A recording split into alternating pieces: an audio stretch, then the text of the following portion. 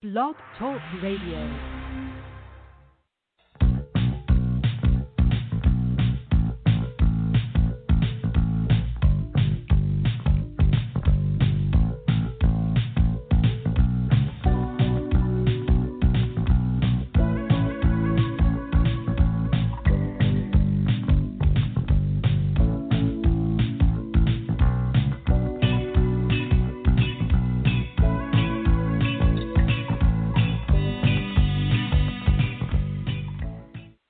This is Tom Donelson of the Donelson Files with another great show tonight. We've got three great guests. We're waiting for Professor Will Riley to be joining us. But on the line, we have a former police chief from Martinsburg, West Virginia, Maury Richards, and the co-host of that great show that follows this show, You and the Law, Chief Virgil Green. And what we're going to do here tonight is, by the way, I'm Tom Donelson. I'm your host. And just to let you know, Coco Konski is still on our sabbatical, but she did inform me that through the month of October, she's coming back full-time. So, Coco Konski fans, just to let you know, she's coming back full-time next month. Tonight and tomorrow night, you're just going to have to just deal with yours truly, Tom Donelson. I am the chairman of America's PAC. I'm a research associate for America's Majority Foundation, author of 8 books, including The Rise of National Populism and Democratic Socialism, What Our Response Should Be, a book written in 2017. But if you want a book that details all of the trends, political trends of the past 3 years going into this election, it's still that book for everybody. So, without any further ado here, I'm going to introduce my two guests, Virgil and Maury, and as soon as we get Will on the line, we'll be getting Will on the line as well. But these two gentlemen have 60 years of police experience between them. So we're talking to two cops who know what they're talking about. And Virgil, why don't you kind of give a quick background of yourself? All right. Well, Tom, good to be on your show again with your listeners. I've been in law enforcement for over 25 years. 20 of those years I've been police chief in Oklahoma as well as in Arkansas. So just this past couple of months ago, I actually ran for sheriff here in Oklahoma County, the county I live in Oklahoma City, and came up on the short end in the primary, but it was another good experience. So, but again, my 20-some years, 25 years in the background of law enforcement, as well as I've had some opportunities to serve in the private sector where I served as the executive director for Mothers Against Drunk Driving for the state of Oklahoma. And so that allowed me to get a little bit more knowledge and understanding about nonprofits and how they work and how they serve those individuals who have been impacted by drunk driving. Okay. And Maury Richard, why don't you kind of give people your background? Okay. And first of all, Tom, thanks so much for having me. I started my police career in Chicago Police Department, 1991. Put in about 24 years there. Worked in a number of bunch of different districts, almost all on the south side. A lot of very busy districts, probably some that you read about in the papers these days. So I had a very busy career, and was fortunate to I think be part of some innovations there in terms of bike patrol, like district-wise bike patrol. The first regional gang task force. I was co-founder, and after about 24 years, I wanted to try something new, and I applied for chief of police in Martinsburg, West Virginia, and in 2015 became chief. Did that for 5 years. I just stepped down in June, and I'm very, very proud of what we did there. I think a lot of innovative things, knocked down crime, really increased our partnership with the community. And there was a huge drug problem here. One of the things when I came out here, people said, "Wow, isn't this a big change from Chicago?" And in terms of gangs and violence, yes, it was, but I never saw the depth of heroin addiction and the opioid problem as I did here. So we made an impact there. I'm proud of what we did, and once again, really appreciate being part of your show. And Chief Green, I noticed you got your own show, so congratulations on that. Maybe I can, sign up. I can sign up and get on that one of these days. Way to go! Well, hey, definitely, sir. We, me and my co-host, Chief Keith Humphrey, he's the police chief in Little Rock, Arkansas, and so we would definitely be honored to have you come on our show and join us. And we have a good, open, honest discussion about law enforcement topics. So you're more than welcome to come on the show. We'll definitely connect. No, I appreciate it. It's always great to talk to the real police. Yeah. All right. Then also, we just Will Riley has now just joined us from Kentucky. He is the professor at Kentucky State University. I should say associate professor at Kentucky State University, the author of the book Taboo, along with two other books. And Dr. Riley, if you want to go ahead and just give people a brief background of yourself. Yeah, sure. I mean, as you mentioned, I'm an associate professor of politics at Kentucky State University. I also do some consulting on the side, everything from security to political election work. I teach some of our criminal justice and some of our political science classes here at KSU. And as you've mentioned, I've written 3 books. One is Taboo, 10 Facts You Can't Talk About, that does talk about them, about American race relations, crime, changes in the world, so on. Hate Crime Hoax, which describes what the title pretty much indicates, these sort of Jesse Smollett-style recent cases. And the $50 million question, which looks at what it is that human beings value, race, nationality, sex, so on down the line.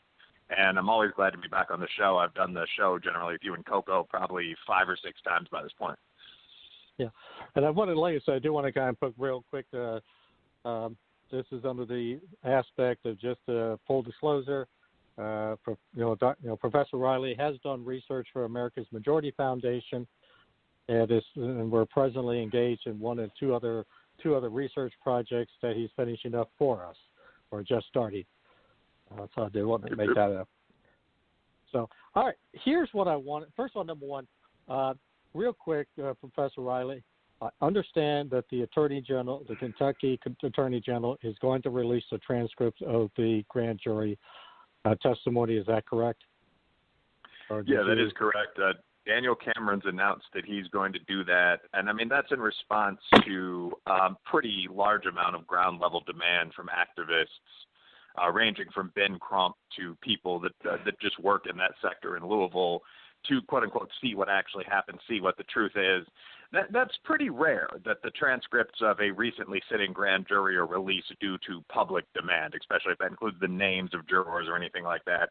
But because of the unusual nature of the case and the amount of media that's been generated and so on, yeah, he is doing that. Okay. Now, what I want to do is normally we take a break at 5:10, but I'm going to do this a little bit early because here's what I want to get started with is this.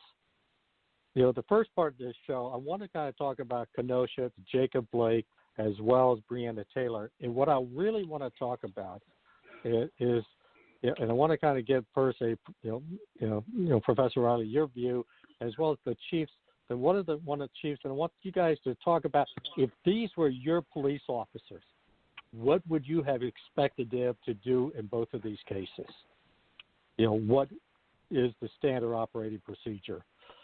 And I also want to kind of get into the aspect of intelligence collection, because obviously somebody put intelligence, what was the intelligence that led them to say Breonna Taylor should be part of this raid that led to the trade. So I want to kind of get what, from a police chief perspective, the proper rules of engagement. This is Tom Donelson on the Bachelor News Radio Network. on the Bachelor News Radio Network. This is Dr. Larry Pedowa, host of the Dr. Larry Show on the Bachelor News Radio Network, inviting you to listen live every Wednesday evening from 7 to 8 p.m. Eastern Time at blogtalkradio.com, and the podcast every Monday through Saturday at 11 a.m. Eastern Time at thebatchelornews.airtime.pro. I am called the philosopher of current events, an independent, open-minded conservative with my own ideas. If you are interested in advertising or having your own show, email us at labachelor40@gmail.com. The Bachelor News Radio Show with your host, L.A. Bachelor, discusses issues of race, politics, policing, and justice, inequality, religion, and sports that affects Black, brown, and poor people negatively. Listen live every Monday and Thursday from 6 to 8 p.m. Eastern Daylight Time at blogtalkradio.com, LA/LA-Bachelor, and the rebroadcast every day at 8 a.m., 3 p.m. Eastern Standard Time on thebatchelornews.airtime.pro. And also don't forget, you can listen to this show 3 a.m., 10 a.m. on the batchelornews.airtime.pro Eastern Standard Time. If you live on the Pacific Coast, it'll be 12 midnight and 7 a.m. every day on the Bachelor News Radio Network. Okay, I'm going to start with you, Chief Green. First, the first question I'm going to ask you: what kind of intelligence goes into, let's say, making that decision? Here's where we're going to raid, and what would you, and how, and I guess, and how would, in your view, based on what you know, not only based on what we know at the moment, they followed procedures that a Virgil Green. Go ahead.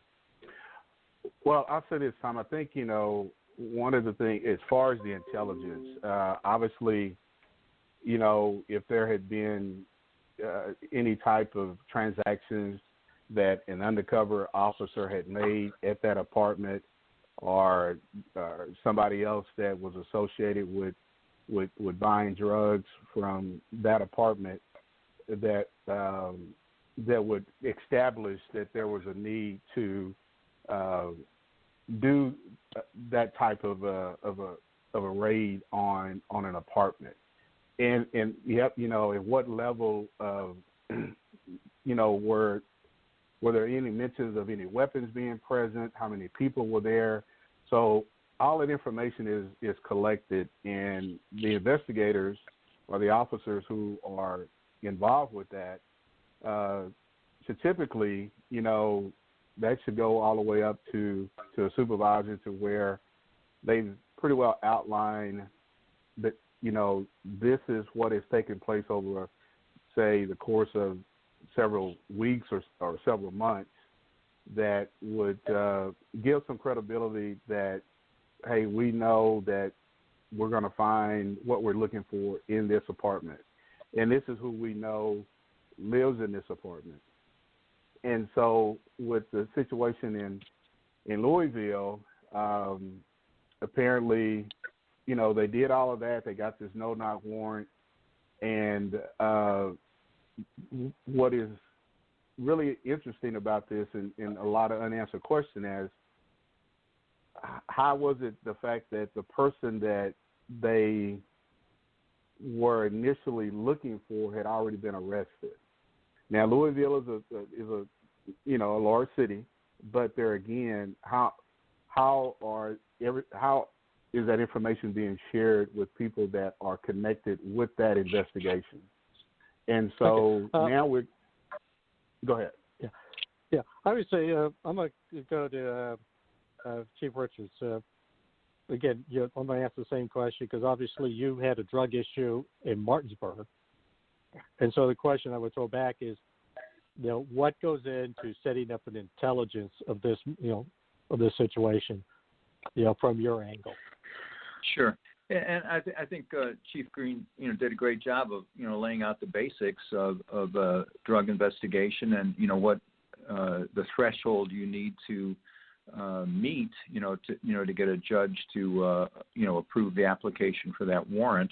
What the connection was, I realized that the offender, the main offender, had already been locked up, but not seeing that warrant or the affidavit, I don't know what the connection was, so I can't comment on that. But one thing that has really disturbed me about this case is like the total misinformation campaign that's been put out. It was granted as a no-knock warrant, which is very rare in my experience. But it was not executed as a no-knock warrant. These officers knocked on the door, announced their office, police. A upstairs neighbor confirms that, and then getting no answer, they take down the door. And the first thing they encounter is the boyfriend, Kenneth Walker, shooting at him, striking one of the officers. They returned fire, and tragically, Breonna Taylor was hit and died. So those things. I mean, that's the very essence of this. Once you get past the affidavit for the search warrant, and that's been. There were lies, media lies, from the very beginning on this. She was shot in her bed, things like this. They didn't knock.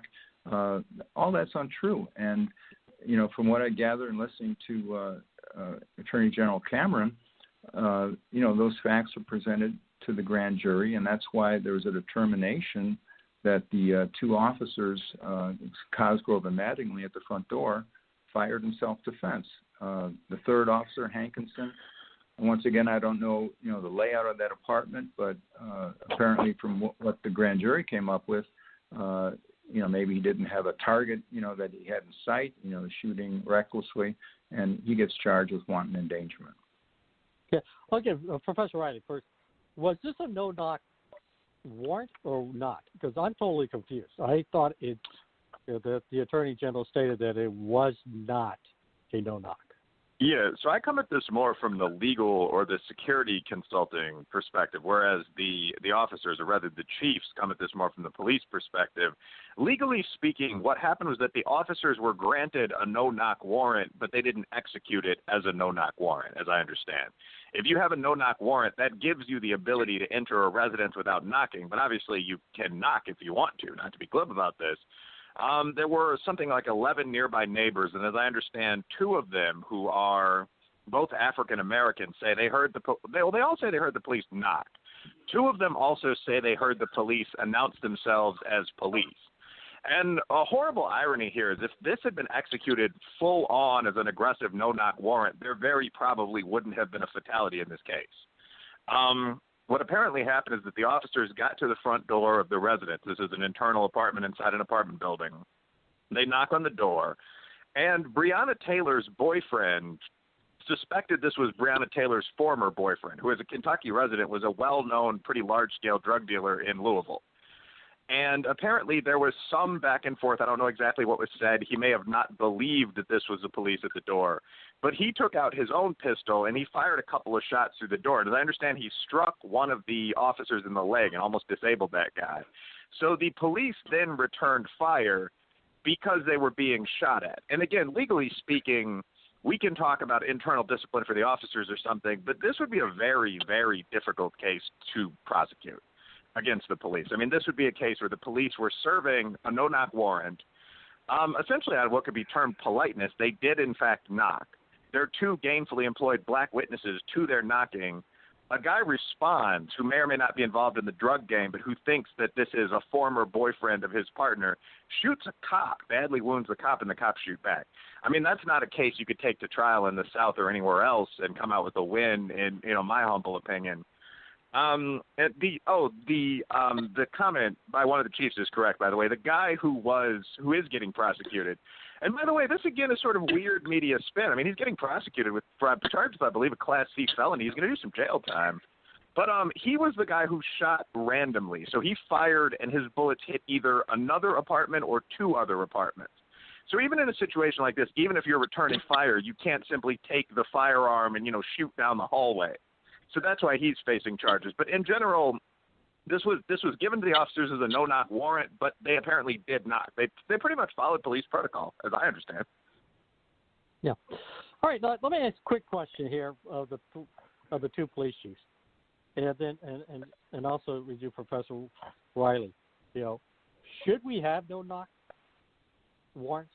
Should they be allowed? And I'll start with you, Chief Green.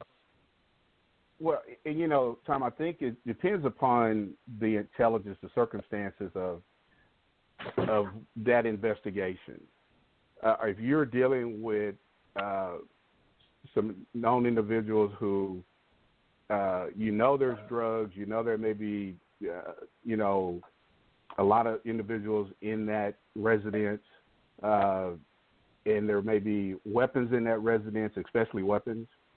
And if you can articulate to a judge that, this is why you're requesting that no-knock warrant, because again, it's you really have to have everything put together for that judge to say, I'm going to grant this, because again, as has been stated, no-knock warrants are kind of rare. And if you're dealing with that level of a person who is involved in the drug trade or in whatever else he may be involved with, that you would want to get a no-knock warrant to where the element of surprise, if you're going to do this at 4:30 in the morning, you're not even going to knock on the door. You're just going to take a ram and you're going to hit that door, and you're going to go in and you're going to catch these individuals while they're still in bed before they can even get to their weapons. So, again, to me, it has to meet a lot of elements to get a no-knock warrant. But to answer your question, Tom, I think it really has to rise to the level of who is this person, how well known are you to this individual, and do you think that officers would be in jeopardy if they didn't do a no-knock warrant? Okay.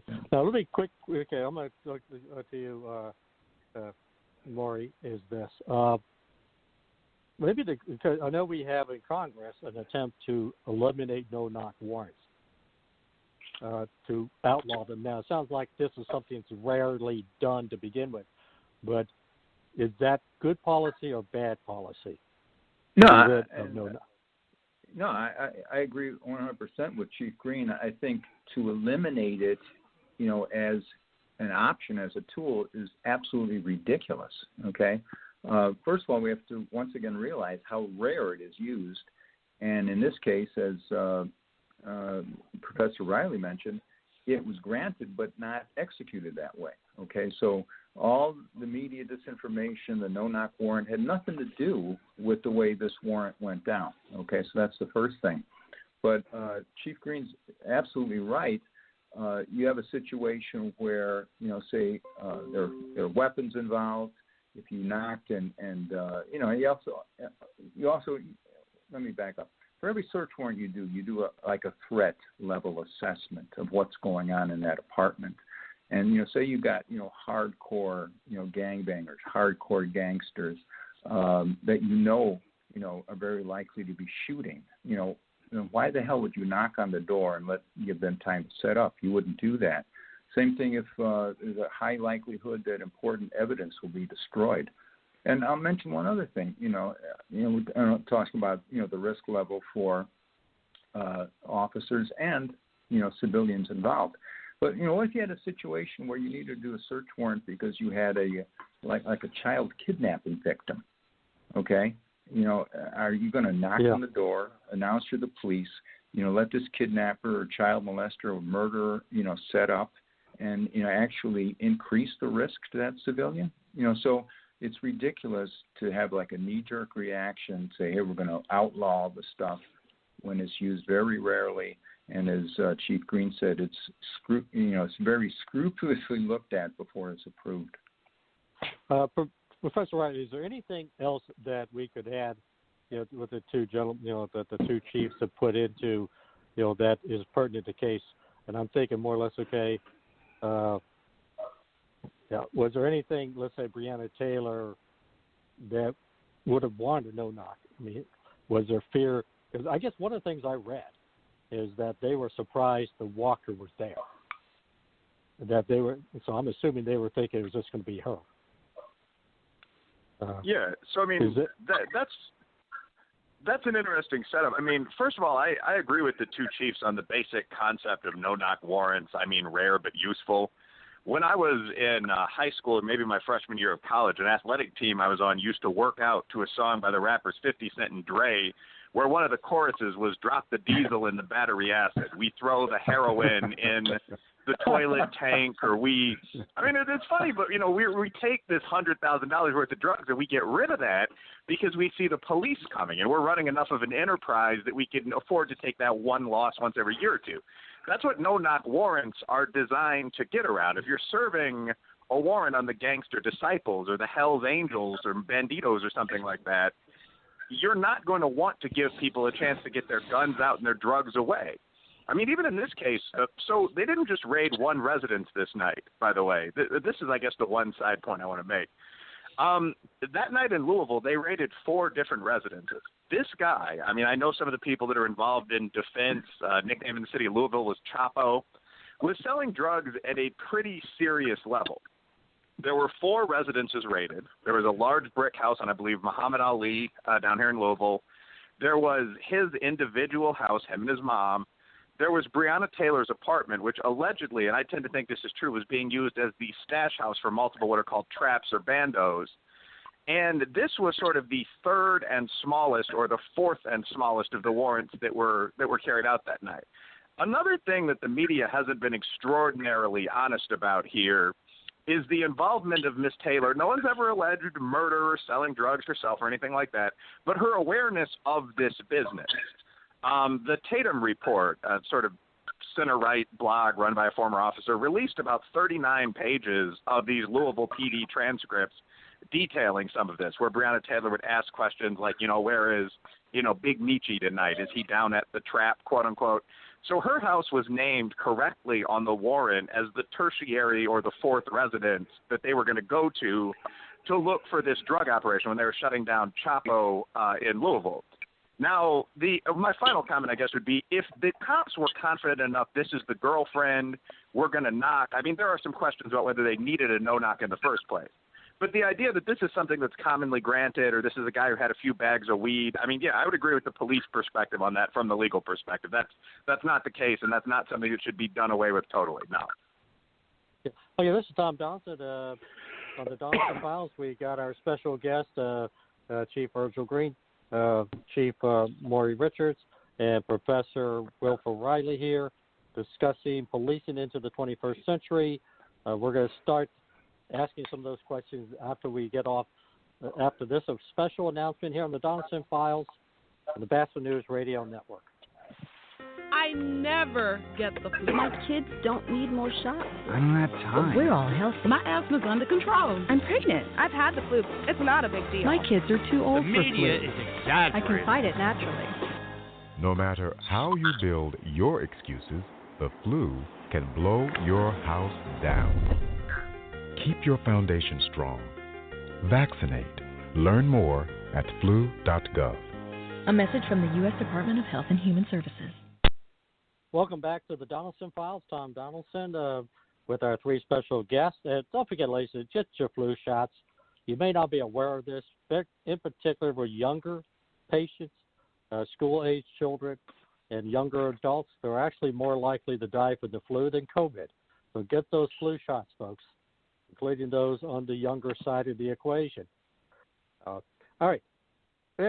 Now, here's the question. I'm going to go back to more. You wrote a piece a while back, and I'm going to read what you wrote and then get your impression, because there's a couple of points you made. You start off with the brutal and justified killing of George Floyd at the hands of the Minneapolis police officers were met with universal and immediate condemnation from all levels of American law enforcement. Police chief, police professional organization, rank and file police officers unanimously denounced this disgraceful act. And then you continue, said, no one, starting with the police, wants bad cops. police who commit crimes cannot be tolerated, must be held accountable. Now, you and I, discussed this, off the air, and I know I've had this discussion with Chief Green, and that is,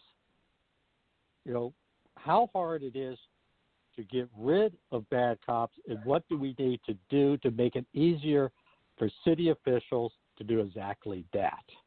And I'll start with you. No, that's a really important question, Tom. And, I know it, even without asking, I know Chief Green's going to agree 100% on this, that, who hates bad cops the most?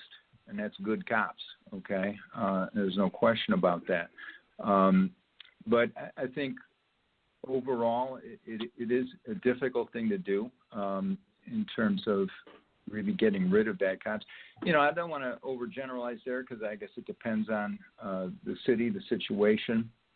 But in a large city where you have, say, like a strong police union, or either smaller cities where you have very strict civil service rules, it can be difficult. It can take a while. I'm not saying it's impossible. I've recommended discipline and gotten rid of some bad ones, and I know Chief Green has as well. So it's not impossible, but I think overall, I'm a union guy from way back. I was a steelworker, president. There's a big difference between private industry and public unions, and I think you see the same problem with the teachers union. How hard it is to get rid of an incompetent teacher. It takes an act of God. So I would hope that moving forward, that there is, some consensus reached between, police chiefs and unions, maybe state legislatures working on civil service rules, to protect, the due process and rights of all employees and all officers, but also make it a little easier, to get rid of the bad ones. Okay. Totally Chief, agree. Virgil. Yeah, Virgil, your thoughts. Do you have anything to add to that?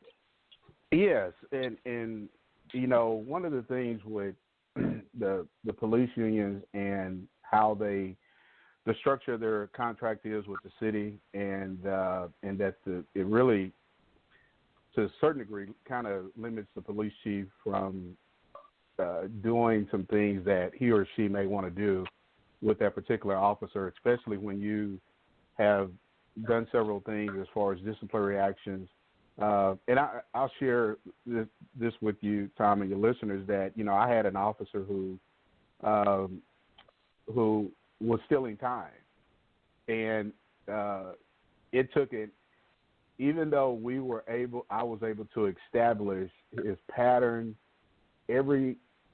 even with his car being located at his residence, the tracking on his vehicle, that it was a civil service type of a situation, and it was left up to the civil service or the council members to terminate that officer. With all that information, they basically said no. So here's an officer that is stealing time, who's got paid for it, and I could not get rid of that officer. So even in a situation when you got an officer who's stealing time, or an officer who is violating somebody's rights or whatever, there's a lot of things that go into that. And I think that's why the public has so much distrust, especially in the African American community, with police, because they're saying, well, who is policing you? And how can you police your own self? And so, and like the chief said, the good cops don't like the bad cops. But oftentimes, and what we're seeing is that the FOP and some of the other organizations that represent police officers have such power or influence, or even sometimes even the politics gets involved in it. And that police chief or those people in the command staff really know what they want to do, but they can't do it. And now the public is looking and saying, well, we're seeing what you're seeing the same thing, so why can't you do something? Yeah, that's a good point. Now, the other aspect I want to come into, I want to ask you, Professor Riley, because you kind of tweeted this out today on your Twitter, and you talked about the number of police shootings in general? And you laid out some statistics. Do you have those? So kind of talk about it. How many people actually, up to this year, for example, have been shot by the police overall, and then break it down by race? Yeah, so I think there are a couple of different levels there. First of all, there aren't an extraordinary number of people that are specifically shot and killed by police officers in the first place. Second, I do think we can get that down even lower, although I think law enforcement's doing a good job. And third, everyone in the discussion so far has mentioned the mainstream sort of center-left media. The presentation of who's getting shot is wildly dishonest. So I actually have this right in front of me. I mean, so far this year, 721 people in 2020 have been shot by police officers.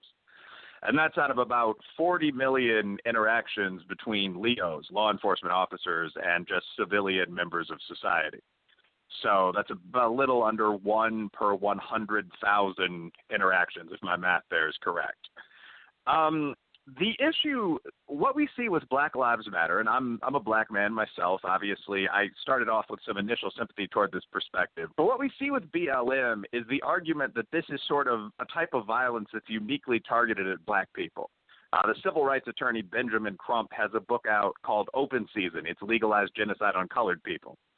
The data really, really don't indicate that that's the case. So if you look at those individuals that were shot by police this year, 287 of them were just non-Hispanic whites.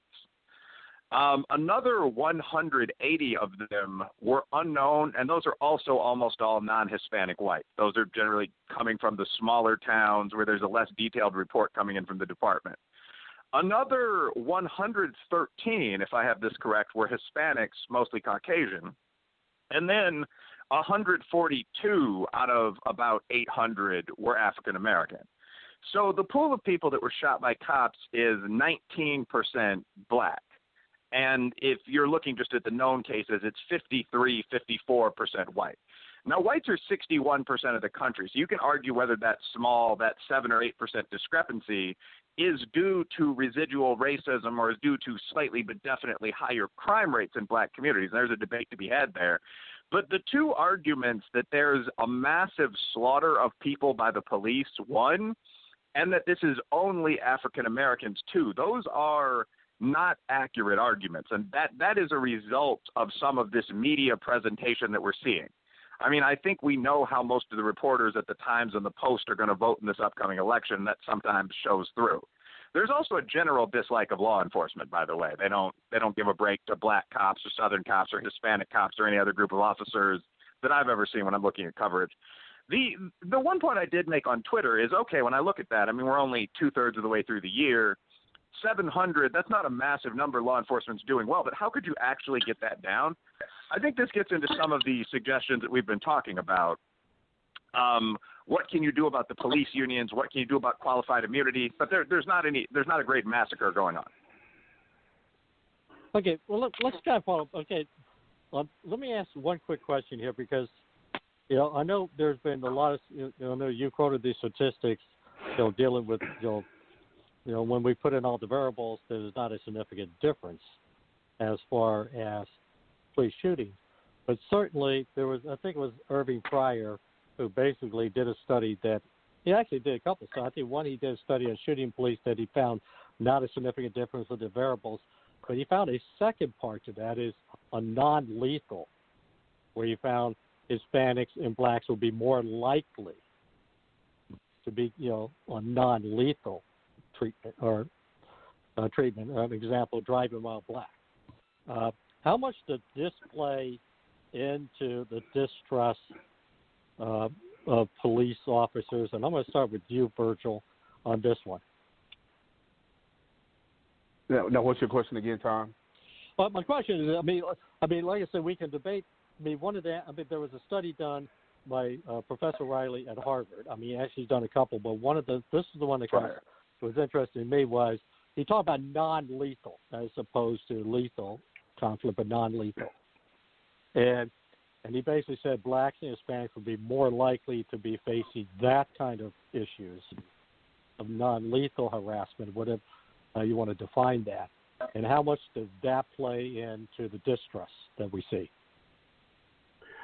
Well, I think, with people that are in the communities of minorities and marginalized communities, there's this sense of automatic distrust that they have with the police that kind of goes back to what they've seen happen with their relatives, friends, or whatever. And so there hasn't been this anything put in place where officers have tried to build some type of positive relationship. And so when you talk about using, the non-lethal and just say driving while black concept where, and I say this to groups I talk to, when police officers pull over a car at night, they don't know what color that person is inside of that vehicle.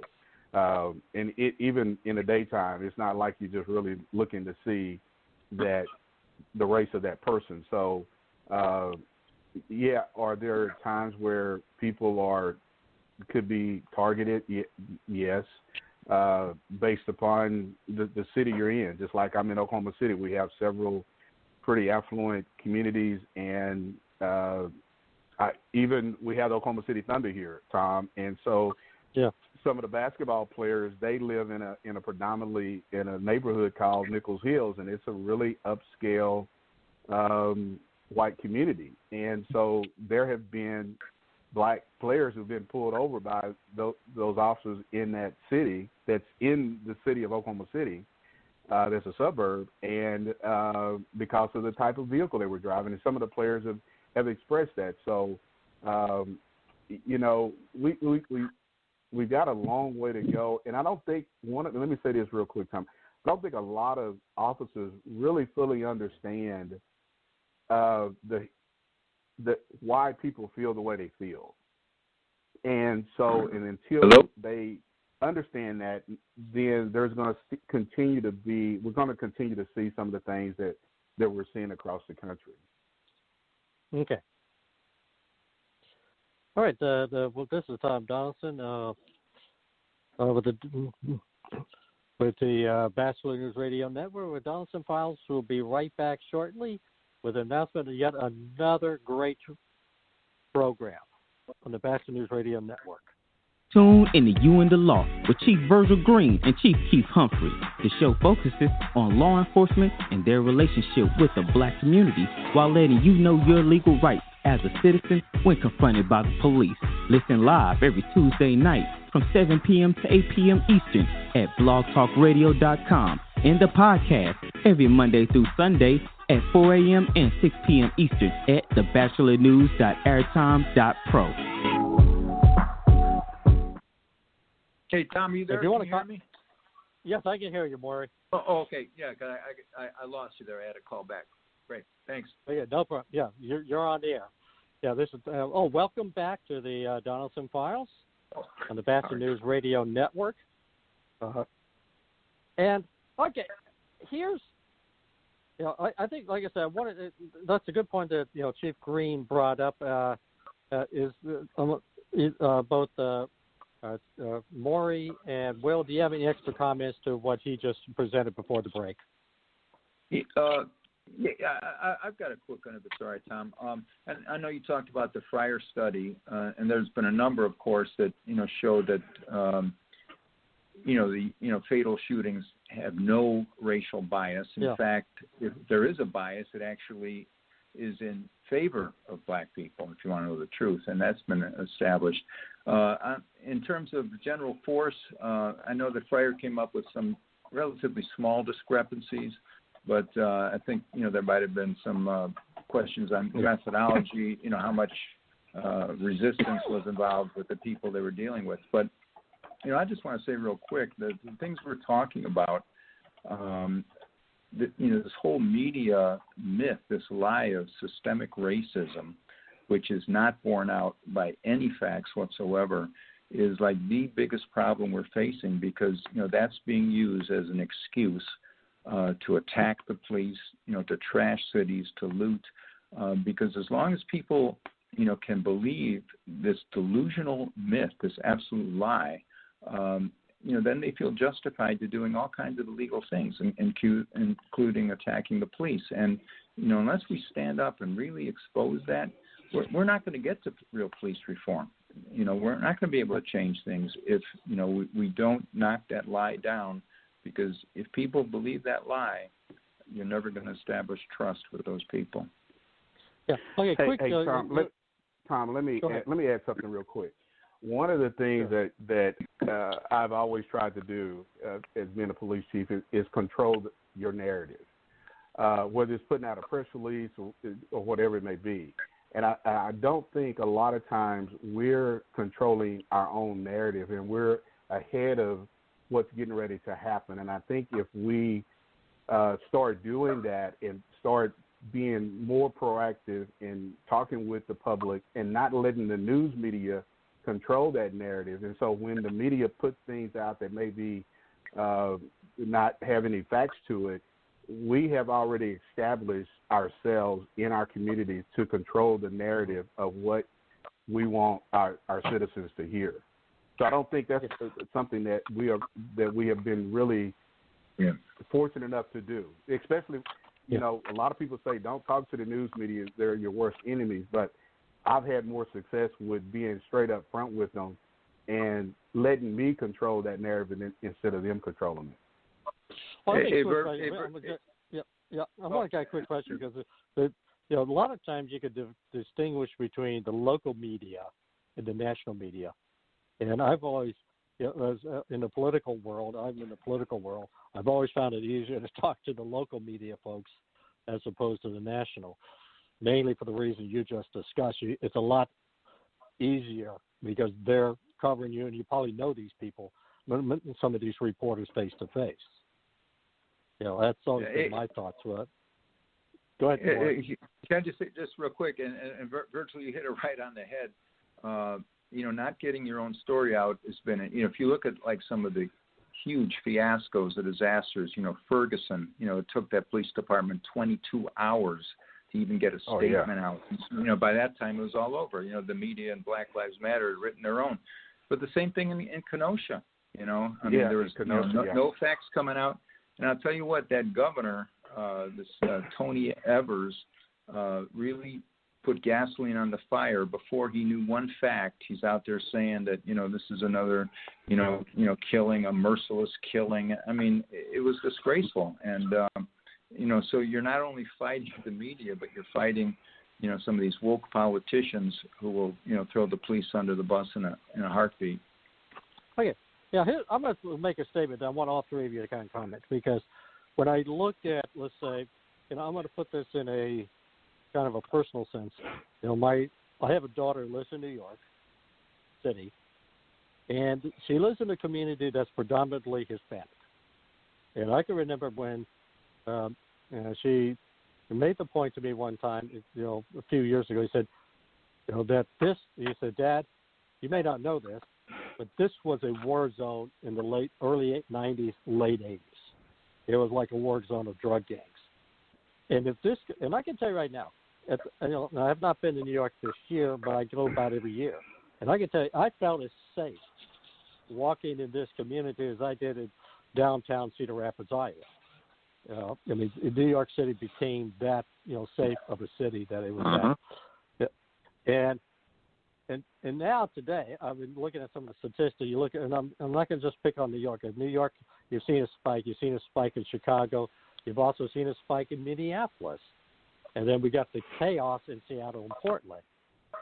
And the one thing to me comes into play is that in this little community, you have you did at least before the pandemic, a 24-hour diner that is always busy.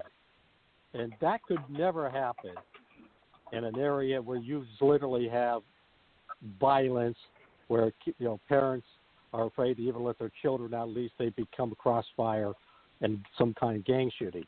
In other words, as imperfect as that thin blue line is, it is the thin blue line that separates anarchy, chaos, violence, where a diner either is going to stay open 24 hours and never be open in civilization.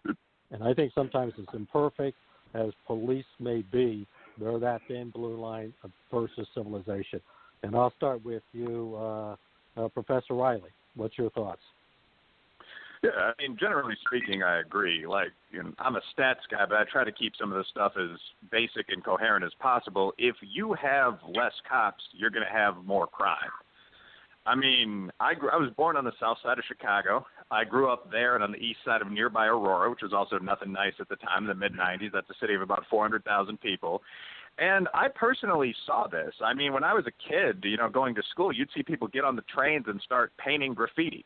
And after about 6 or 7 o'clock at night, you'd see people go on the trains and have sex. There'd be violent brawls at the restaurant across the street from the apartment I grew up in. We weren't quite deep enough in the hood that there were bullets whizzing by 3 stories above the ground. But you empirically saw under Mayor Giuliani in New York, under old Mayor Daley in Chicago, Wisner in Aurora, crime declined measurably by 60, 70% in response to things like cop stat policing in the mid-1990s. So I think you've got to talk in life. If you're an actual adult leader, you're more often talking about trade-offs than solutions. So when people say some of this stuff that you hear, like, okay, the police actually shoot more whites, but they're 10% more likely to harass or yell at a Hispanic man, I suspect in my gut that's probably true. That's not good. Law enforcement needs to work on that. Okay. But that's one side of the spectrum. What's going to happen on the other side of the spectrum, if you take some of these idiotic left-wing solutions that are on the table, is not going to be someone feeling insulted. It's going to be thousands of deaths. I mean, between 1963 and 1993, when we put Miranda in place, we put Escobedo in place, we put Fruit of the Poison Tree in place, community policing in place. Murders in the United States went from 9,000 a year to 26,000 a year. This is just a fact. You can search by Googling the annual crime rate. That's something that could easily happen again. I mean, you were a little kind to him, Tom. You mentioned in passing Minneapolis gave up on the idea of defunding the police. I think that's what you said. They saw a little surge in crime. Minneapolis saw so much crime, I think it was a 68% increase, that their actual official vote to disband the cops just got rolled back. That made page 2 of the New York Times. That's going to happen all over the country if we don't say, okay, let's prohibit racism in this sector, but instead we say let's get rid of the thin blue line. What you're going to see in the place of the thin blue line is 100,000 Kyle Rittenhouses because people aren't just going to let their stores burn. Okay, Virgil, your thoughts? And I agree. I think, we a lot of times, again, you have the narrative has been put out there, and everybody is getting this information from this source and from this source, and it's just all over the place. And so, when just like with, again, we talk about community policing, what is going into community policing and what are this, agencies doing to improve their relationships across the city in this sector of the city. But I have to say this, I think the one thing that we haven't talked about is what is the leadership within the police department doing? Who is the face and the voice of these agencies? How are the police chiefs out here and those people who are serving in their command staff really doing a job to really build a relationship? So as you talk about in New York, there's a lot of good chiefs who are running their boroughs so they have a connection with that community. And so they're able to really control the things that's going on. But if you've got a sector of the city that's not being managed right, then you're going to see these rising crime. So again, there's so many things that factor into that. But one of the most important things, Tom, and to your listeners, the fact is, what is the police chief doing and how is he relaying that message to those individuals that's in his command staff that are really boots on the ground, that's really doing things? And how is that police chief boots on the ground in those communities? Okay. Maury, we got a few minutes absolutely. left. Sure. You talk about that thin blue line, and if anyone didn't think it was real, they should know it by now. Black Lives Matter with their agenda, defund, the police, abolish prisons. You even have, Kamala Harris at the NAACP convention saying how brilliant they are. If anyone wants to know what life is like without the police, look at Seattle, look at Portland, look at Chicago, look at New York, and it is absolute anarchy, chaos, and death. Will talked about Chicago. Yeah, I was there during those years, from 91 when I started to 2011, where there was real policing going on.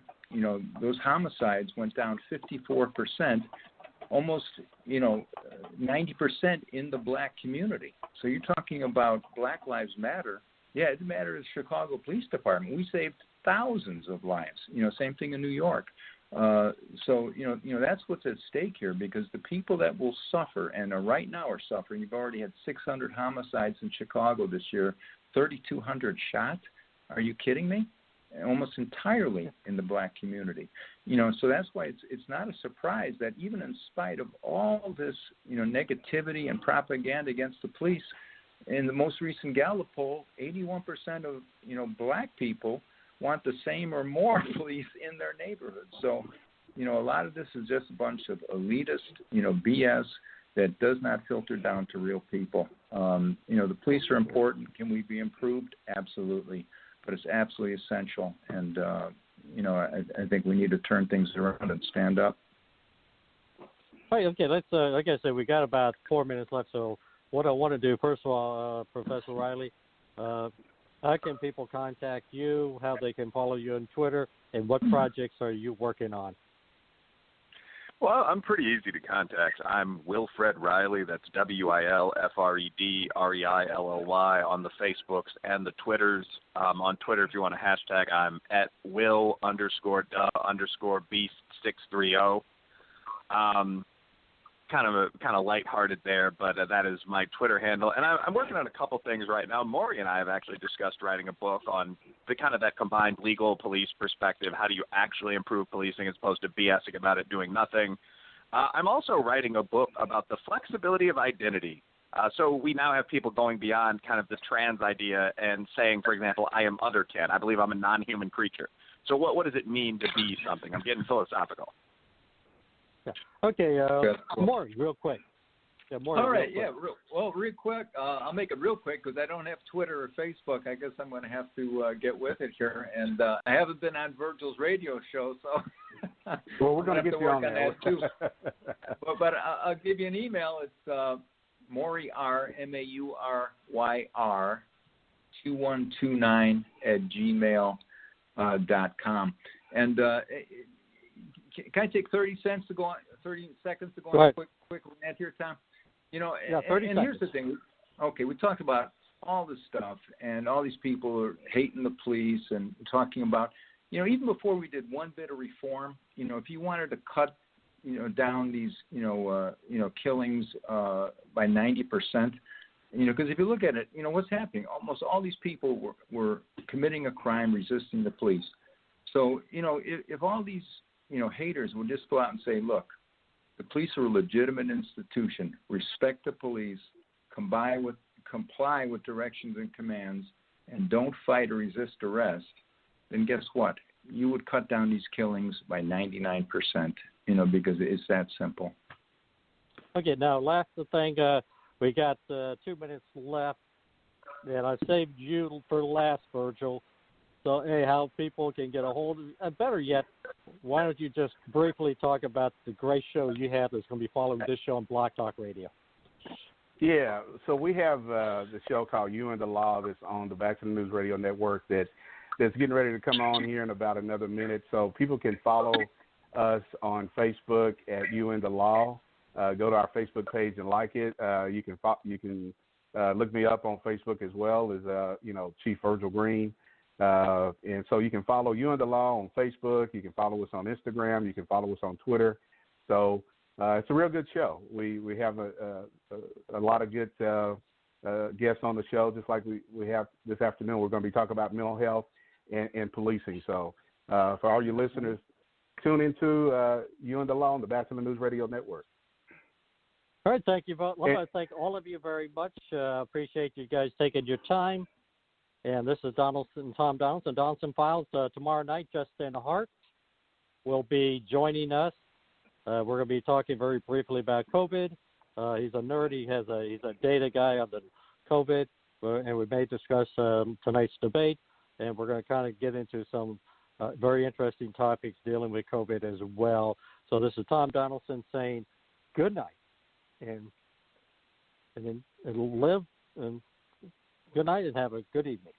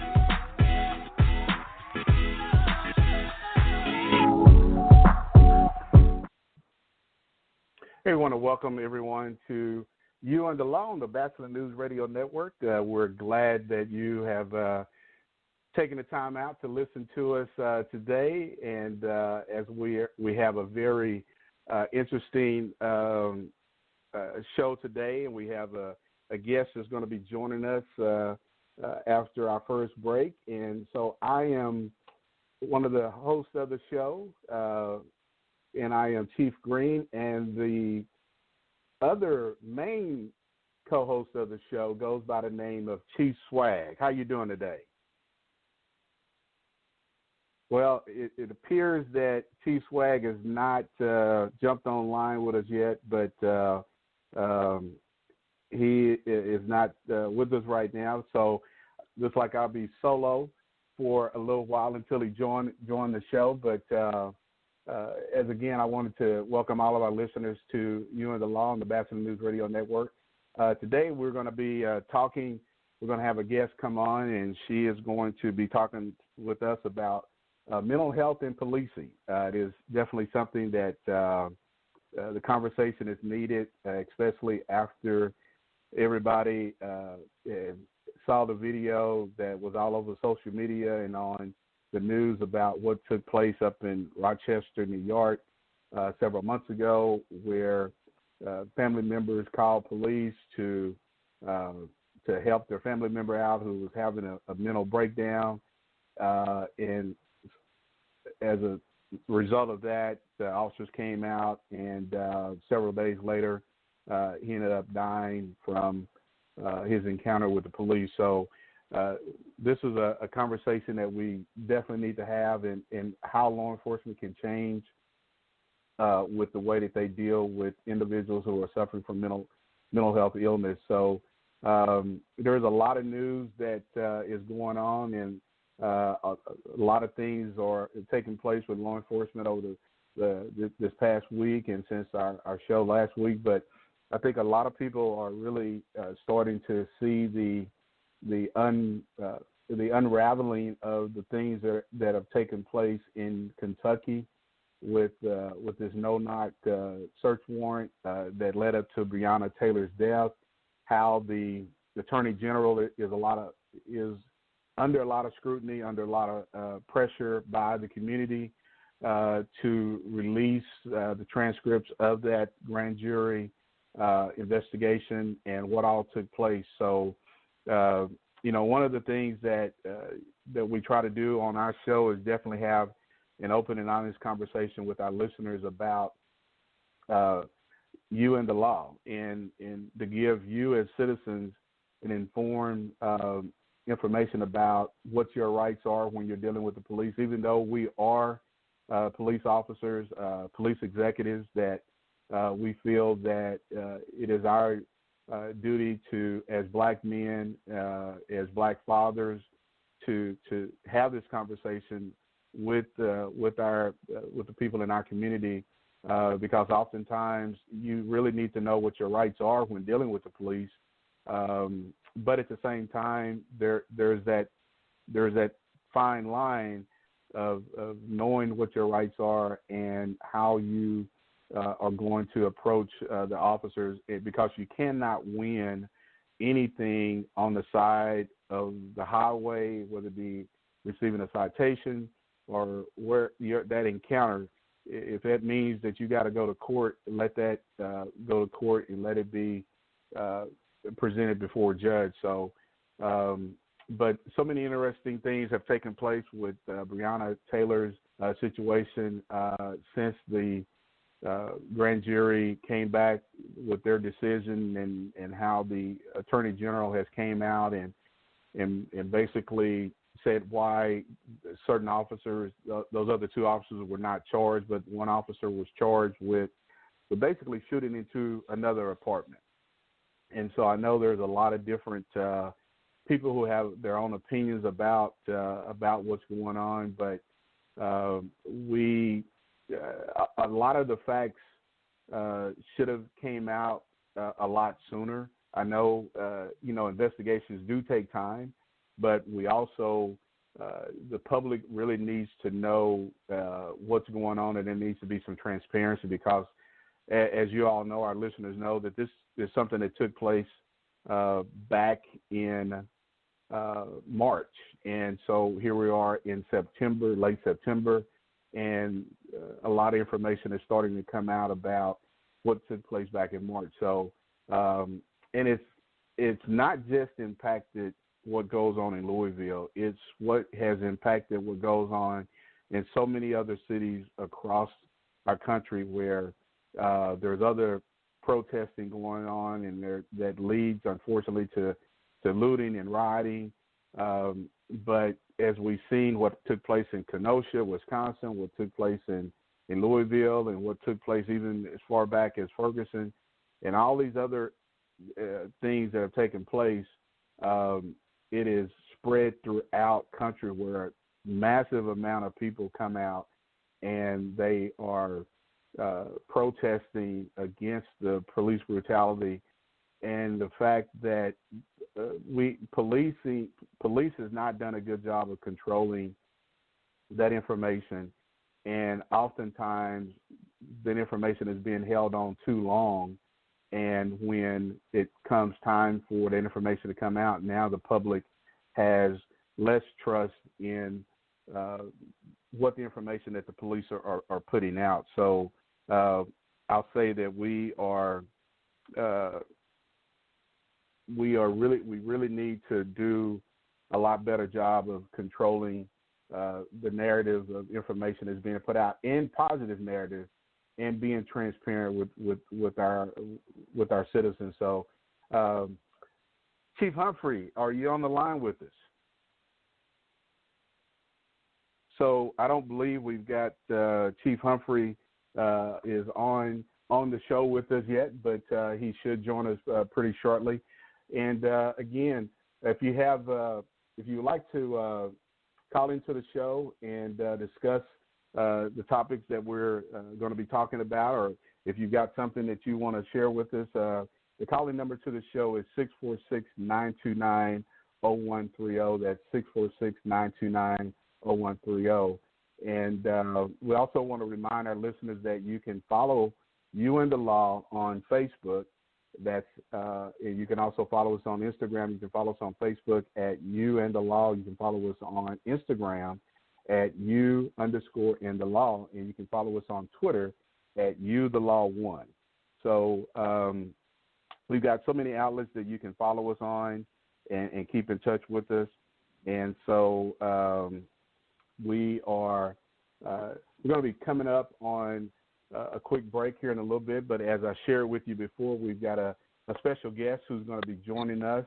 She is a mental health profession in Oklahoma City, and she has a good background in dealing with mental health issues, and she has a background in law enforcement. So, Chief, Chief Green. I'm looking. Chief Green. Yes, sir. Go ahead.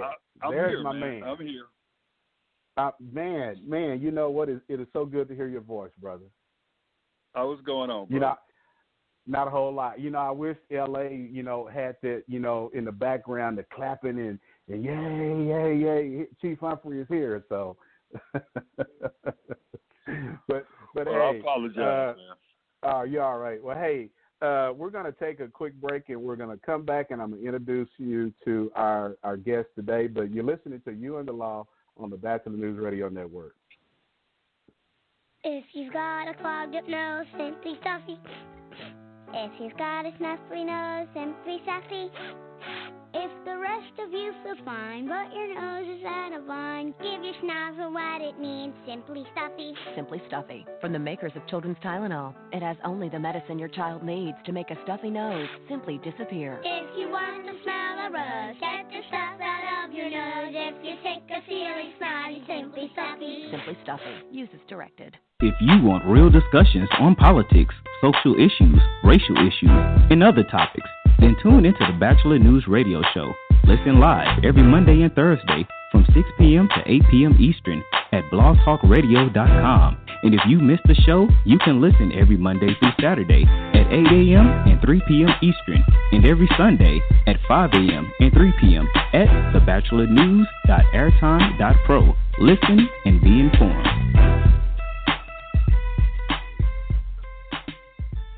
Again, we want to welcome everyone back to You and the Law on the Bachelor News Radio Network. We want to remind our listeners that the call-in number to the show is 646-929-0130. That's 646-929-0130. And if you call into the show, if you got a comment or just let the producer know, he'll get you on air, and you can talk with us on air. But if you just want to listen to the show, feel free to listen to the show. But also, we want to remind our listeners that you can listen to the rebroadcast shows of You and the Law Monday through Friday, and you can listen to the rebroadcast shows at thebatchelornews.airtime.pro, and that is at 4 a.m. and 6 p.m. Eastern Standard Time, and that is at thebatchelornews.airtime.pro. So without further ado, we want to welcome our guest to the show. Her name is Serena. She is a mental health medical profession in Oklahoma City. Serena, welcome to the show. Glad to have you. Hi, can you hear me? Yes, we can hear you. Very awesome. Good. We can hear you. So I'm on. I am on.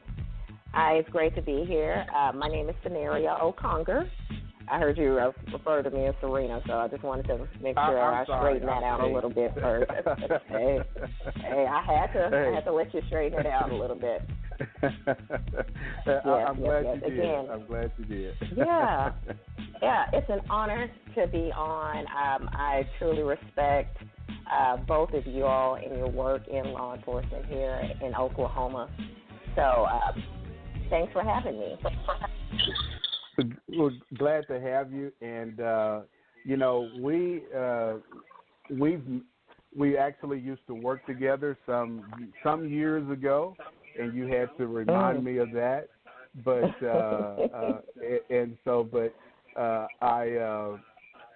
we're connecting today to talk about some issues of mental health and policing. Mm-hmm. And so Chief Humphrey, so we'll just let you tell our listeners about you. How did you get into this profession, and the things that you're doing in Oklahoma City related to mental health illness? Okay, great.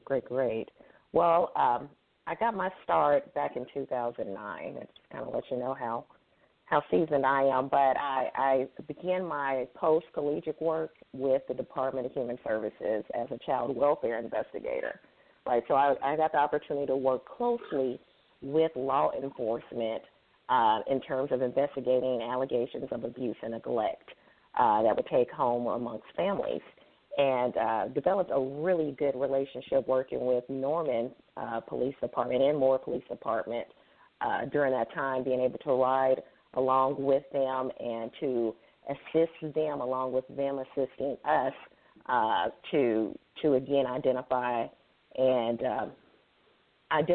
basically pretty much work through any issues that a family may be carrying. Again, I enjoyed my time with them, but it also kind of let me see the importance of counseling and mental health, because in order to deal with allegations of abuse and neglect, there has to be some element of mental health deficiency or illness that's taking place. So I also got a chance to work closely with counseling providers. So at that point, I decided to go back to school and earn my master's in counseling through Mid-America Christian University, and my first line of work was with community mental health. I did that for a number of years, working as a rehabilitation specialist and a therapist. Eventually, with that population, I got a chance to work closely with the police again, but this time with severe mental illness such as schizophrenia and bipolar and things of that nature there. And it was a lot of times in working with the police, we got a chance to see the importance of having police officers trained effectively in identifying mental illness, and best yet, how to kind of keep it from escalating. What I remember during that time is police officers, if they were not trained, you could basically tell the difference. If they're not trained, the likelihood of that particular individual going to jail and jail becoming kind of a housing place for the mentally ill was kind of evident. For those police officers that were trained in de-escalation techniques, we were able to see the likelihood of, family member kind of stepping in, as well as transfer to a mental health agency such as Red Rock or North Care. So that was a wonderful opportunity. After that, I went to work for the Oklahoma Department of Mental Health as a suicide prevention agent, and then I went to work for the Bureau of Prisons, the Department of Justice, working with federally incarcerated inmates. Again, an opportunity to work with law enforcement. I, at that point, became a law enforcement officer, and I did that for a number of years, and now I'm currently as a supervisor at North Care. Went back to my community mental health roots, and that's where I am today. Okay. So that's a little bit about my background. Okay, all right. Chief Humphrey, you have anything to No, I think her reputation precedes her. Very, very reputable and impressive background. So no, I'm sitting here waiting to learn from her. Yeah. Goodness. Well, definitely. And so this is part 6 of our series of Bridging the Gap, and we're going to be talking about mental illness and policing, and why we must improve police response to mental illness. And so I know you've got a background in dealing with officers with CIT training, and so we'll kind of talk about that briefly. But Chief, you got anything to add to the conversation as far as how you've dealt with mental illness, officers' response to the agencies that you have been at? Are you talking about officers' internal issues with mental illness, or external? No, not internal, but how external, how the officers respond to deal with individuals with mental health illness, and what type of training and the things that you've had to maybe that wasn't there, but you implemented to kind of enhance the level of training. Well, yeah, man, I appreciate that. Yeah, so pretty much every state requires a minimum requirement of crisis intervention training for officers, whether that's 8 hours or whatever. We teach that in the academy. We also teach it in service, but we also have about 50 officers. So about 10 to 15% of our officers have gone through the certification program to be certified in crisis intervention. They're recognized. They wear the pins on their uniform. And so they're not mental health therapists or social workers, but they're able to recognize more effectively individuals who may be in crisis or about to go into crisis.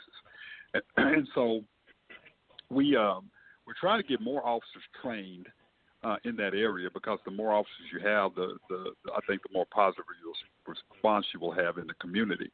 But we also have a very good working relationship with our local hospital, University of Arkansas Medical Sciences facility, that they have a mental health board and mental health facility that we're able to take the individuals to when they are in crisis. So, one of the things I've said before is that law enforcement is missing the partnership with social workers or licensed counselors.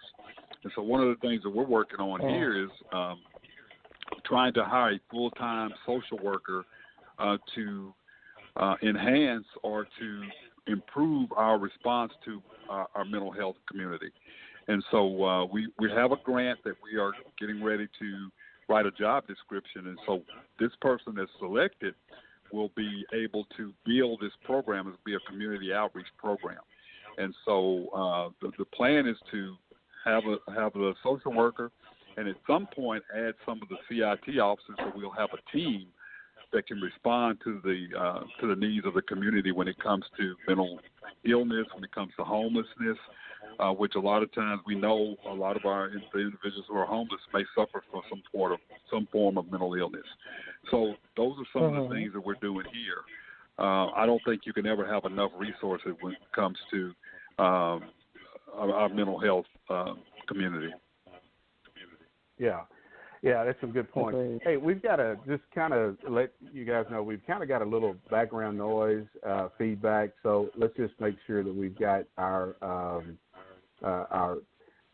equipment on, and where we're in a area where we're not getting some feedback, because the producer is getting some feedback, and I'm kind of hearing some as well. So just kind of make sure we're so that doesn't impact how the listeners are listening to the show. But one of the things that we talk about when it comes to mental health illness is the fact with how Black women are involved with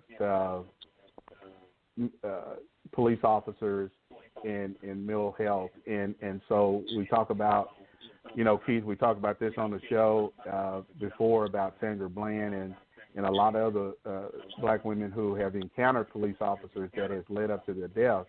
And so I think this is a really good conversation to have with somebody who has that background in mental health, who is a Black woman who can really kind of share some insight into maybe how police can really partner with the private sector, and maybe take some of those those calls that police officers are responding to and put those into the private sector where they're working with the police instead of the police officers showing up themselves and dealing with people who are really having some serious breakdowns with some mental illness. Yes, I appreciate, again, you guys having me on. The topic of Black people in general in terms of our relationship with the police and law enforcement officers in general has always been strained, and there's a history behind that that's kind of created that divide, that sense of untrust. Having training and skill set in this area, which I would say would be best suited through cultural education, cultural competency training, would benefit law enforcement to kind of understand how to work with minorities in general, right? People of color in general, right? Being able to understand that we as African Americans are very passionate in our responses. When we're happy, we're loud. When we're upset, we're loud. We're emotional creatures. However, if you don't understand or you have no knowledge about working with people of different cultures, then you may perceive that as a threat when all that we're simply trying to do is actually get our point and our message across. And I've seen in various videos involving law enforcement where things have gone horribly wrong when the situation could have been prevented had maybe some understanding of why this person is responding the way that they are. And again, and in order to kind of close that gap that we have between the mistrust between law enforcement and the community, then training really needs to take place. In order for training to take place, we need to have some skilled professionals in order to do that. It kind of almost falls into this whole rabbit hole of what to do, what comes first, the chicken or the egg, right? We have this great need for mental health professionals, but yet we don't have the funding available for it. And if we have the funding for it, then it's often not utilized in the areas that would promote better relationships between the people and the police officers or law enforcement.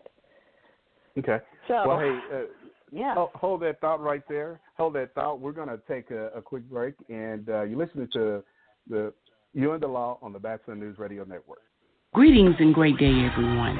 I am Elder Janelle Strickland, host of the Life Cafe radio broadcast from Maximizing Life Family Worship Center. I invite you to tune in every Saturday from 5 to 6 p.m. Tune in, maximize your life with the Word of God, and be blessed.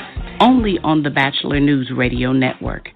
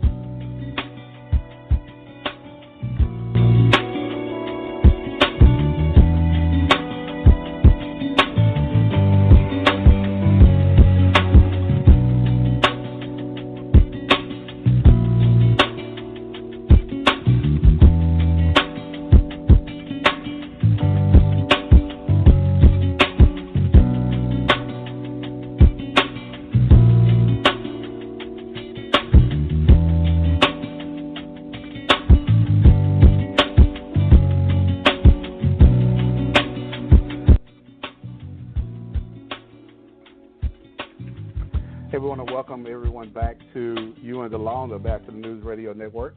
We want to remind our listeners that there are several other great shows that are on the Bachelor News Radio Network, and one of those shows is Locker Talk with Barry Bonds. Barry, where you can hear about NFL information. You can listen to Barry every Friday at 9 a.m. Eastern Standard Time at blogtalkradio.com. And at the podcast from 2 p.m. to 3 p.m. Eastern Standard Time.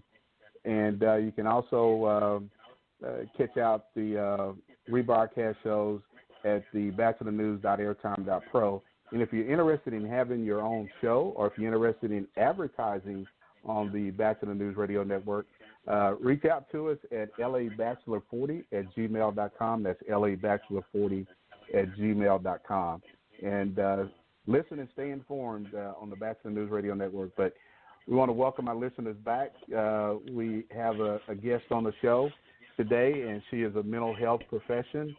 And we are talking about mental health illness and law enforcement, and how law enforcement is responding to mental health illness, especially after what we saw several months ago in Rochester, where unfortunately, there was another death of an unarmed black man, and how those police officers responded to assist this individual who was having a mental breakdown, and the fact that the family, they were trying to get some help, but they did not expect what happened that resulted in the death of their family member. Mm-hmm. And unfortunately, that just kind of exacerbates the general fear that community members have towards law enforcement. You're already hesitant to call in the first place because of, what has happened before or what you see on TV. And then you actually do make that call, and you find yourself, making news headlines. In order to do this, we really need to strategize and come up with an idea, plan of action to include more training, to focus more on stabilization and de-escalation techniques for law enforcement and dealing with the public. But if you had an idea of what to expect, as dispatcher, you're receiving a message that you're encountering a family or individual with mental illness, and you had an idea of what symptoms to look out for, what kind of behavioral may be displayed, if being able to identify if perhaps substance use is in play. Having an idea and game set of how to approach this individual could result in saving lives. And it goes back to what I was mentioning before, the importance of training. Personally, I'm required to have 3,000 hours of training before I can become a licensed professional counselor. Right? That's just in the beginning. My training goes on, which I'm required to have at least at minimum 20 hours worth of training yearly. Continuing education is important in terms of a lot of things, but as a police officer, as law enforcement, that is a necessity if you're working with the community, especially with mental illness being so dominant, so prevalent in our society today. There is millions of people diagnosed with mental illness, whether that be depression or bipolar disorder or schizophrenia. And if we're not able to serve those individuals, or if our only outlet is to approach an individual in a hostile situation, then we're only creating more stigma. We're only creating more catastrophic instances to take place, like what you had just made mention involving the individual who lost his life following a police situation. Yeah. And one of the things is that, when you talk about the training, we're talking about officers like here in Oklahoma. It may be only required to have maybe less than 4 hours of mental health training a year. And so, Chief Humphrey, that's one of the things is that, some agencies, they may do more training, but the state only requires, I believe, an officer that only have 2 hours of mental health training. Well, that's annually. Yeah, once they go through the academy, I think in the academy maybe a little bit more, but yeah, annually there is only a requirement in Oklahoma to have 2 hours annually, and so the chief has a responsibility to say I want to do more, but the problem is the funding could be the problem, the staffing could be the problem, because if you're talking about a department that may have 4 or 5 officers, how do you send them all to get training? And so, those are the things. It's not an excuse, but because the things that you need, you find a way for them to get those things. Right. And so it's all about what's important. And I think we're encountering more and more individuals with mental illness, and we're not talking about the depression. We're not talking about depression or anxiety. We're talking about the bipolar disorder, schizophrenia, multiple personalities. We're dealing with those individuals, PTSD. I mean, those are the type of individuals who are suffering from these diseases, because that's what I believe mental illness is. It's a disease that we're encountering, and so we should be getting more training, because this is just what we're doing. We're the first line of defense, or the first line of offense when it comes to responding to individuals that do suffer from mental illness. So it puts us in a bad position. So if we know that's going to happen, we have to be trained well. Right. Well, and one of the things that just recently occurred in the last couple of days is where the former campaign manager, or somebody who was involved in the Trump, his previous political campaign took place in Florida, campaign manager, who who was having a mental health crisis, and his wife called the police, and to see how the officers showed up, almost kind of like in riot gear, and they took him down. Obviously, they had been told that there was weapons that he had in the house, but just to see the officers in the type of riot gear that they had on, or the type of it was kind of surprising, Keith. I don't know if you saw that, but it was really surprising how they responded to that situation. I mean, they took him down, but a lot of people have been asking the question, what if that was a black person? And I'm going to ask you this question to our guests. Do we sometimes get caught up into the racial makeup? If this was a black person or a white person, how would things be treated differently with law enforcement? I think the concern is valid because we've seen various instances where there is a difference made. It's not only just seen, but research has also proven that there's been differences made with people of color versus white people, right? So, again, this kind of adds on to our general fear. Even if the bias is implicit or explicit, it's still a bias that we have to learn how to check within ourselves as law enforcement officers, right, as professionals in general. You learn that through training.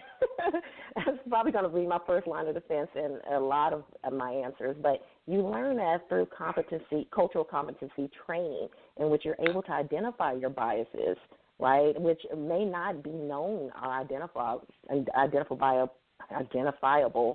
easily, but through training, you're able to see that and learn how to best handle it. But I think that a lot of our police officers are ill-equipped, do not have the specific training necessary in order to kind of de-escalate the fears of the African-American community or minorities in general. Okay. All right, we want to remind our listeners that you're listening to You and the Law on the Bachelor News Radio Network, and the call-in number to the show is 646-929-0130. That's 646-929-0130. And we're talking today with our guests about mental health illness and police response to mental health illness. And so this is a conversation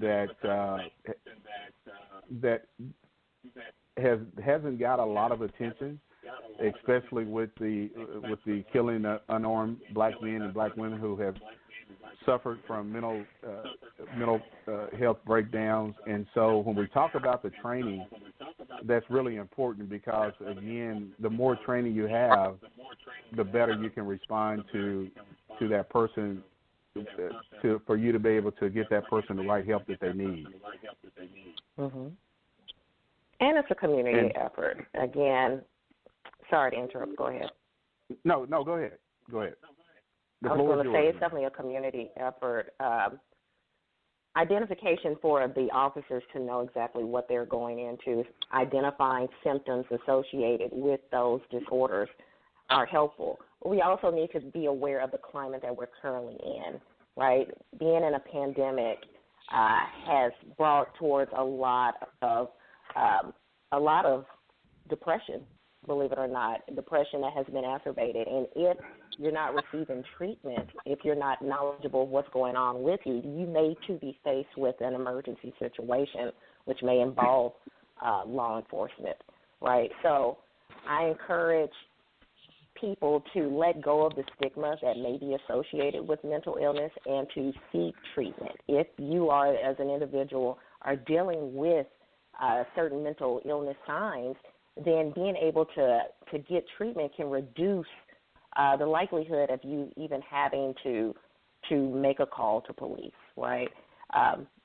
Or making sure that your family knows what's going on with you, having a support system or an outlet to go speak with can also help reduce some of the extreme measures of having your family contact police, right? There's resources, and one of the things that I'm heavily associated with and founder of is Oklahoma Clinicians of Color. It's something that I put out back in 2008 because I wanted to identify the mental health professionals of color in our communities and connect them with communities that are in need of therapy services.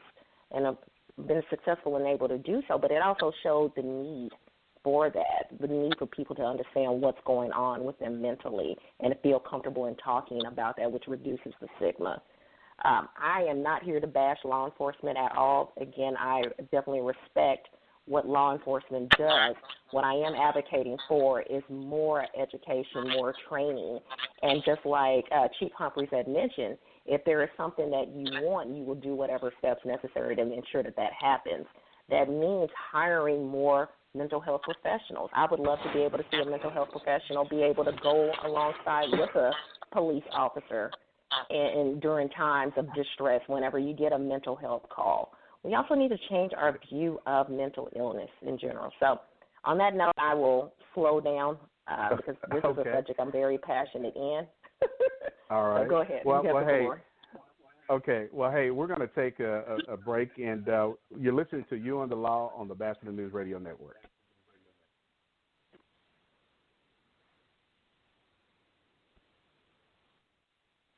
Join Barry Barnes for Locker Talk on the Bachelor Pad Network as he presents NFL news and evaluates players. Fridays at 9 a.m. Eastern at blogtalkradio.com.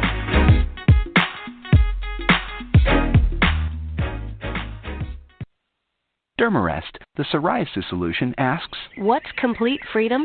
For me, it's an open road with the top down. It's my bare arms getting warmed by the sun. It's my bare arms without a trace of psoriasis. Complete freedom, brought to you by the complete relief of Dermarest psoriasis.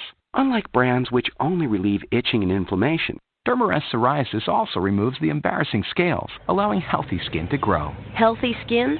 That's complete freedom. Dermarest, the psoriasis solution.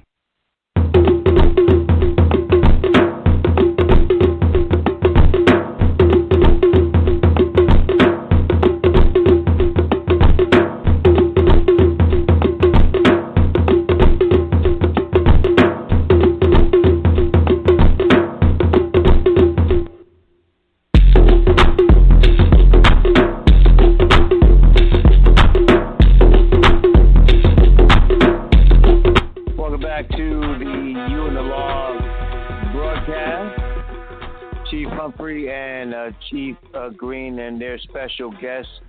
646-929-0130, the number to get in touch with us if you have a question for the guests. And of course, the Chiefs, the brothers here on You and the Law. You can hit us up at 646-929-0130, the number.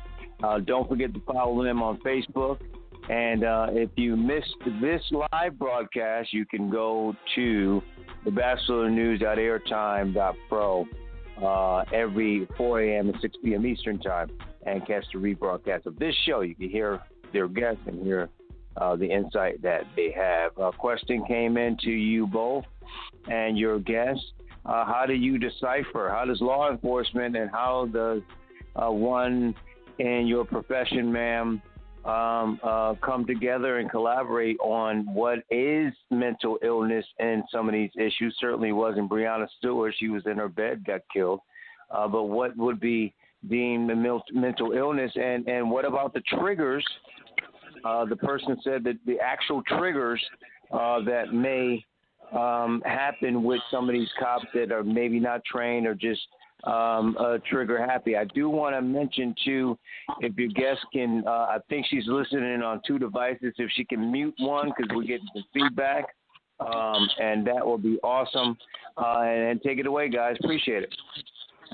All right, and thanks to our listeners for that question. And it's a good question, and I think, Chief Humphreys, one of the things is that we need to really do is how we bridge the gap of training our police officers with those individuals in the mental health profession. As our guest stated, having those mental health professions work alongside our police officers are really important because I think, some agencies have taken the approach to where they've kind of taken their police officers out of that, responding to those calls, and those calls are being now dealt with strictly individuals who are in that profession, who can really determine what is the level of care that that person really needs.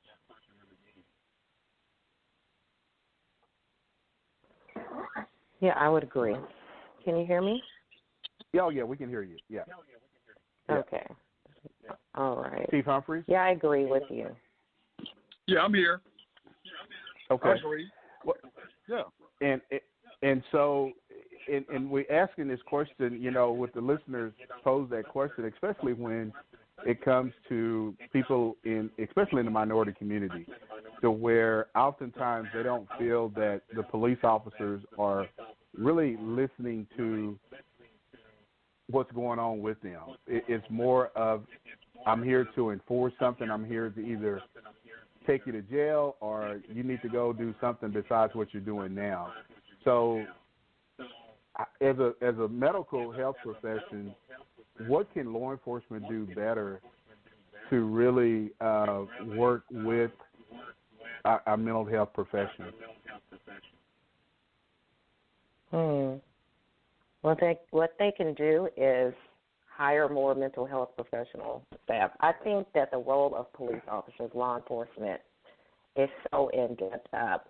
They are counselors, they are priests, they are pastors at times, they are mitigators. They do so much, and to expect a law enforcement officer to be a licensed professional counselor or a social worker is asking way too much. I think that there definitely needs to be a change with how law enforcement officers engage with that. The only way you can do that is through more training, through more education. I know with CIT, they meet for those 40 hours, but it's still not enough. It needs to be continual education in which they're meeting for more than 40 hours or 2 hours per year. Yeah, and you're right about that, because one of the things is that so many states, not just Oklahoma or Arkansas, any other states, states have decreased their funding to mental health resources. They've cut beds. They've cut a lot of different services that were available 10 years ago are not available now. And so you made the comment that we're asking our officers to do a lot more than what they should be doing. And Chief Humphreys, what would you add to that, to where what can agencies do better to really make sure that individuals are getting the proper care that they're needing, and not end up in jail before they get to some treatment center? Well, we mentioned it. There's a lot of pilot programs that have actually evolved into full-time programs where police departments are actually, what we're trying to do here in Little Rock, where police departments are actually partnering with licensed counselors and actually going out in the field. One of the things that we could actually do through technology is that we could provide our officers with technology, whether it's iPhones, iPads, or whatever, and when they come across a situation like that where they could have immediately FaceTime or Skype with a mental health professional who could analyze somebody, sit there and determine, is this something that is this person's an immediate threat to themselves, or do we need to follow up with this person's care provider? Now, what happens with us, with law enforcement, is that if we go to a situation and we don't have the authority to take someone to a facility for their safety, I guarantee you about 95% of the time there's no follow-up. So we're not following up with that individual. We're not following up with that individual's doctors. We're not following up with those individuals' families. And so I think that's something that we could do better. Figure out ways to not just once we sign off on those individuals that we just forget about them and move to the next. And so that's one of the things. That's what we have. That's how the term repeat offenders, and I don't like to use that because mental illness is not a criminal. So that's how we continue to deal with the same individuals over and over again, because we don't have any type of follow-up, no type of formal follow-up to make sure that they're getting the assistance that they need. Great point. Yeah, we just, we go out and we make the contact and we evaluate. Yes, we could take this person for emergency detention. Things we're not doing. A lot of officers don't know in different states, you can actually petition a court to have a person, I don't like to say placed in a facility, but get a person the help that they need. If they don't want to voluntarily do it, where it might be involuntarily, but at least they're getting the help. We don't follow the rules. A lot of the times, the officers don't know what resources are available. So that's how you have to have partnerships with different organizations, with persons like yourself or the local mental health organization and things like that. That's why we need to have those partnerships.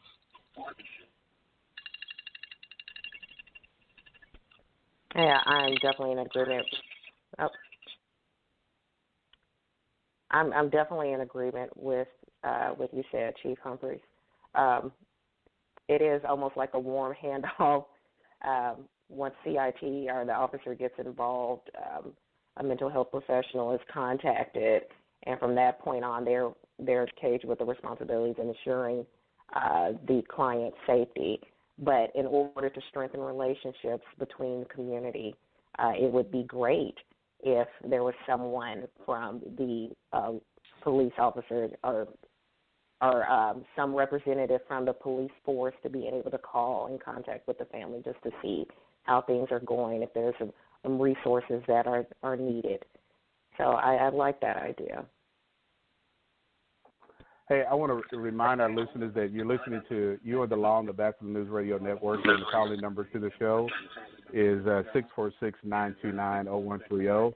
And we've got a special guest on the show that is talking with us about mental health illness and ways that law enforcement can improve on how they respond to mental health illness. And I want to ask you this question. In your world, if things could be perfect, what would be your ideal of how police officers can be better trained on mental health illness? In an ideal setting, I would have law enforcement officers trained monthly in some element of mental health, whether that be learning more about pervasive mental health disorders such as schizophrenia, bipolar, the different personality disorders, learn more about alcoholism, substance use, right, and their impacts of not just the individual but also the family. So definitely a monthly trainings on that by mental health professionals that are licensed, whether that be psychologist or a professional counselor or social worker, and then being able to have, as we discussed earlier, in dealing with mental health cases, mental health calls, being able to have a therapist right alongside with them. In addition to also learning de-escalation, I can never say that word, the de-escalation techniques. Yes, I can't say that word today for some reason. But also being able to learn those techniques instead of aiming at getting your gun, learning how to talk down an individual, right, who's going through psychosis, being able to identify that and respond effectively. So that would be my idea, and more funding. Again, I still don't believe that it's all the officers, end all be all that the officer is knowledgeable on everything. If there was enough funding in place, more mental health agencies available, then there would be less need to even have the police officers involved, in my opinion. But if education I may say so, and training. I may say so. I think one thing that we could do, even those departments that may not have the resources, there's always some college, some university, higher education facility, not even if it's not in that immediate city, that's in the close proximity, that would be willing to work with law enforcement to develop those type of programs. And I think those are the type of things that we're going to have to start doing as because not having the funding is not going to work as an excuse anymore. So, we're not going to ever have the budgets that we've had in the past. So we've got to be creative, and there's so many partnerships out there. And there's also still grants funding out there, too. But I still believe there is if there's a need for this, I think people believe that it's not the police, it's not the job of a law enforcement officer to respond to those type of calls. Well, unfortunately, that's going to continue to happen, and so we have to be prepared. So it doesn't, we can't make excuses and say we can't afford it because we're going to have to do it. Because you all know this, that one incident in which someone loses their life or they're injured, that lawsuit, the settlement of that lawsuit could have been prevented if you'd have put some of that money or a small percentage of that money into training. Right.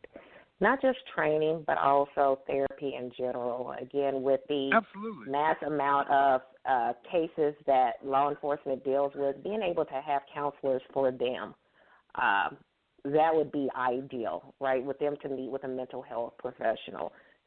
So they can identify their triggers again, and be better suited to work with the community.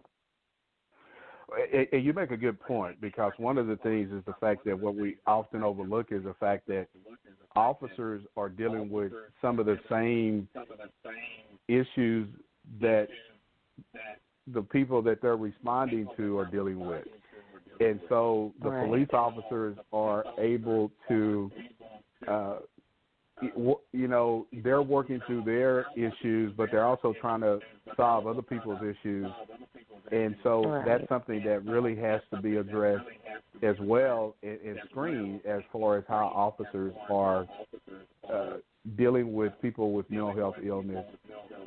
Because oftentimes there's so much going on in the police officers in a shift that they don't take the time to stop and listen to people.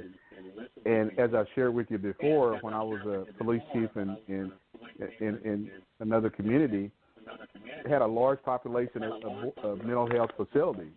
And oftentimes these people just wanted somebody to talk to, somebody to listen to what they had to say. So, but, this is we're coming up on about 2 minutes before the end of the show, but this has been a great conversation that we've had with you and our listeners about police response to mental health illness and ways that we can improve on how do we deal with people suffering from mental health crises. But why don't you just kind of, before we end the show,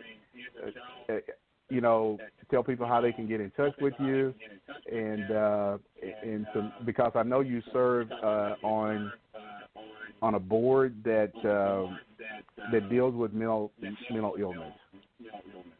Yes. I am board of director for NAMI, Oklahoma National Alliance of Mental Illness.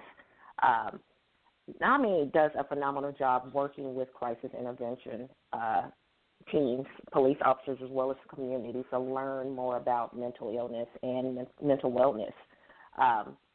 One way that I can be reached is actually through Facebook. Again, I am founder of Oklahoma Clinicians of Color. If you're interested in learning more about minority mental health, learning more to ways to be culturally competent, I encourage you to type us in the search bar. That's Oklahoma Clinicians of Color to identify us. And we also assist with mental health resources. Okay. Well, hey, we want to thank you for coming on the show, talking with us about mental health illness and police response to it. And Chief Swag, you got anything to add before we sign off today, sir? I just want to thank our guests for coming on today, and just tell the listeners thank you all for your support. Okay. Yes, thank you. Hey, you're more than welcome, and we definitely hopefully get you back on the show again to talk more about mental health illness and policing. But we want to thank our listeners for tuning in to You and the Law, the Bachelor News Radio Network, and we will see you next week. Thank you for listening. You're listening to You and the Law, the Bachelor News Radio